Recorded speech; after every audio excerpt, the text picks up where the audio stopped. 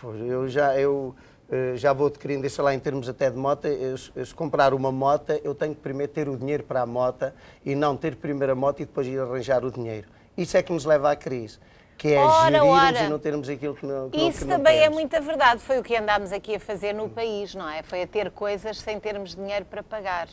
Pois, enganaram-se as pessoas e prometeram-se...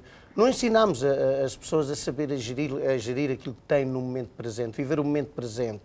Passámos entalados no futuro, entre o passado, foi assim, foi desta maneira, não fizeram-nos, trataram-nos mal, e depois estamos a projetar sempre um futuro. Eu quero ser isto, quero ser aquilo, amanhã vou ser isto, vou ser outra coisa, sei lá o quê, e esquecemos aquilo que é importante e que está nas nossas mãos, que é o momento presente.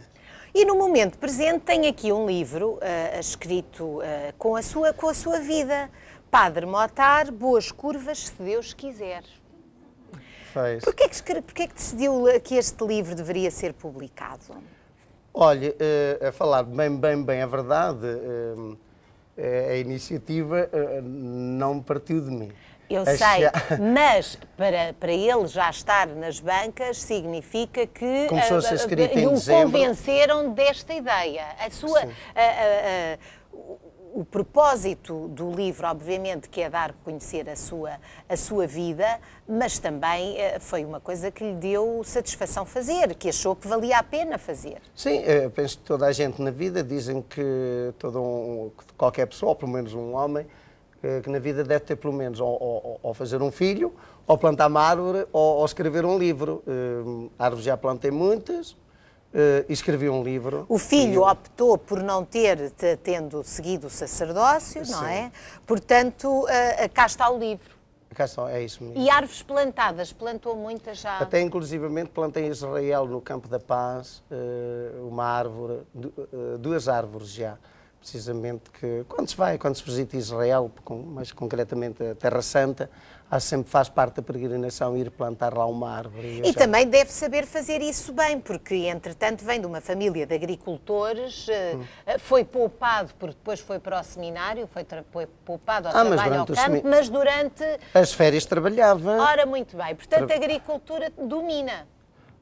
Mais ou menos, não digo que as técnicas modernas, porque realmente essas são antiecológicas, né? mas sei o que é labrar com trator, sei o que é labrar com vacas, sei o que é carregar estrume, sei o que é arrancar batata, sei o que é semear, sei o que é recolher trigo, sei isso. Sei tudo do campo, menos a libelinha é que eu tenho medo. A libelinha... Faz-lhe impressão?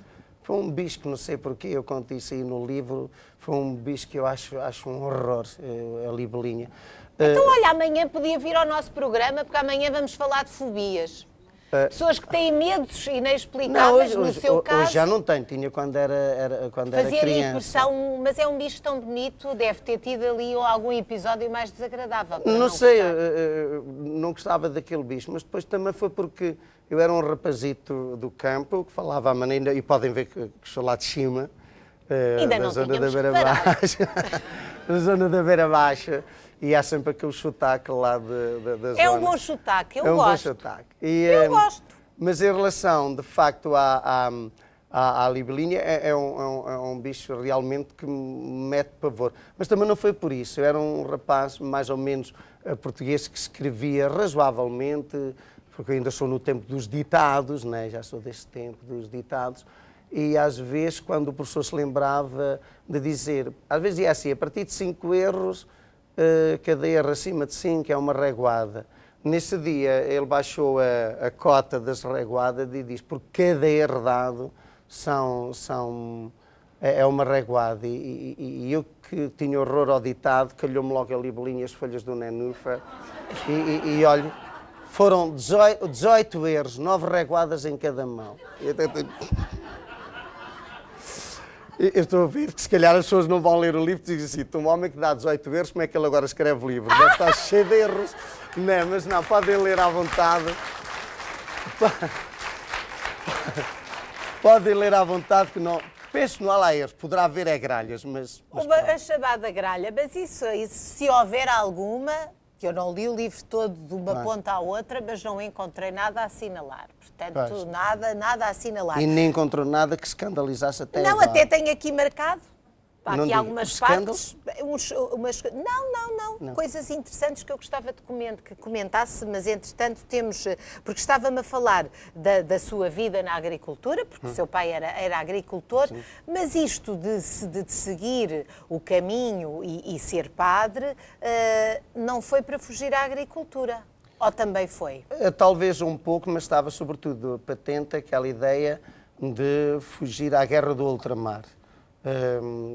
Havia, se calhar, muitas pessoas que nos estão a ouvir sabiam bem quão doloroso era a ida às sortes dos jovens de 18, 19 anos, o que era a chamada mobilização para o ultramar, concretamente para a Guiné, e todos nós, nas nossas terras, mais ou menos, temos episódios de algum jovem soldado que morreu em combate. E o que isso era doloroso para uma aldeia, pelo menos nas aldeias, para as famílias, para as pessoas. E isso marcou-me profundamente. A morte de um jovem era algo doloroso. E então, eu, no pensar de criança, julgava que, sendo, por exemplo, um oficial, isto parece mal o que vou dizer, e agora está-me a ver como padre, mas vejo uma criança de 9 anos a pensar desta maneira: bem, eu vou ver se estudo, para ver se sou oficial, para assim mandem os soldados para a frente a combater, enquanto morrem eles, não morro eu. Uma criança, não é o padre que está a pensar agora. Não é o padre agora, era aquela criança. Era o pensamento em miúdo, não é?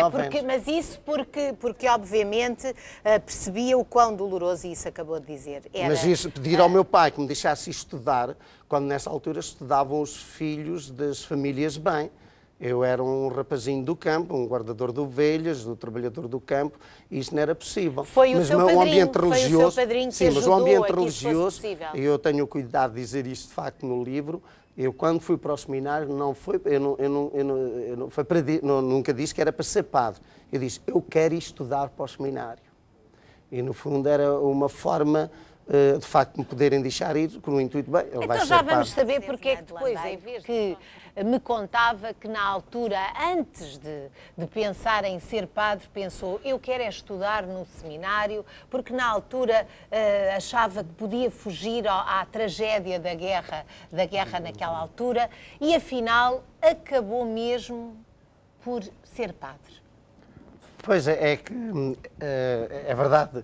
Porque a seguir, quando se dá o 25 de Abril, eu estava nessa altura numa encruzilhada que seria o quinto ano antigo. E então acontece que eu já não queria estudar. Mas aí, de facto, depois vieram então os meus pais e os amigos e a família, precisamente a dizer, não, tu vais continuar os estudos. E começa, digamos, um sonho longínquo dos meus pais, que eram agricultores, porque eu sou o quarto irmão de 6, começavam a ver neste quarto filho como que depois a garantia e o amparo da velhice deles. Não tanto como padre, mas sobretudo por alguém que está, porque os outros meus irmãos, os 3 mais velhos, já tinham seguido a sua vida normal. Agora, na realidade, o padre José Fernando teve umas amigas mais próximas. Já sei que ia falar nisso. E teve até namoradas, mas claro, já sabia, já está preparado. Mas você só acha que é assim fora do comum alguém namorar? Não vou passar acho. De entrevistador a entrevistado a entrevistador. Não acho nada, mas foi na realidade uma opção que teve de tomar. Portanto, eu não estou a estranhar, mas até aqui no seu livro, vou ler um bocadinho, que diz assim, tive 2 namoros, se calhar um primeiro para testar, e o outro, mais sério, por volta dos 20 anos. Antes disso tive as minhas amigas preferidas, havia sempre uma ou outra mais especial, mas nunca mais do que isso. Era só uma questão de ter mais confiança e de falar um bocadinho mais com alguma delas. Falar. Via e vejo o namoro como uma caminhada a 2 em direção a um projeto de vida em conjunto. E era assim que eu via a Maria. Não vou dizer que acabou. Decidimos terminar, que é outra coisa. No seminário, apesar da abertura que havia em Évora, era um namoro clandestino. estava-se no seminário e namorava, é verdade. Havia 2 caminhos paralelos. Eu penso que... acho isso muito normal e eu sei que quando escrevi isso, e dizem que havia de pôr, havia de escrever, porque sei que depois, quando fosse a nível, sei lá, de entrevistas, de jornais, que iam falar disso. Pronto, e eu quero desmistificar um bocadinho essa situação, quero desmistificar aí, para dizer que, no fundo, era um jovem, e fui um jovem normal, que tive, em determinado ponto da minha vida, tive que fazer opções, como todos nós fazemos hoje. Muitas vezes nós temos 2 caminhos ou 3 caminhos na frente e temos que fazer a opção. Quantos jovens hoje, para entrar para a universidade, fazem várias opções.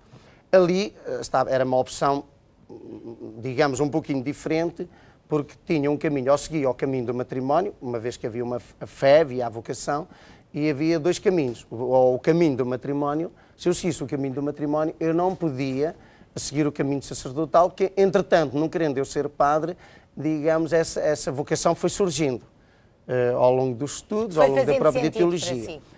Foi. E então houve ali aquele momento que havia 2 caminhos. E chegou-se a um ponto que eu tive que fazer, de facto, essa opção e fila de uma forma séria e com uma rapariga, de facto, extraordinária, como dizia, de facto, do livro, quando lhe digo, eu tenho este caminho e eu tenho que fazer uma opção.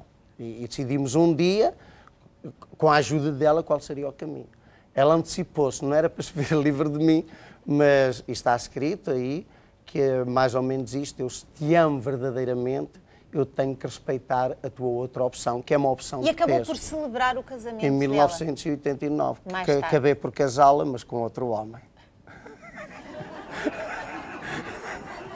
Enfim, essa paixão, foi um momento da sua vida, ficou para trás, e há outra paixão, por isso é que está hoje assim com esta indumentária, que é a paixão por motos. Era assim,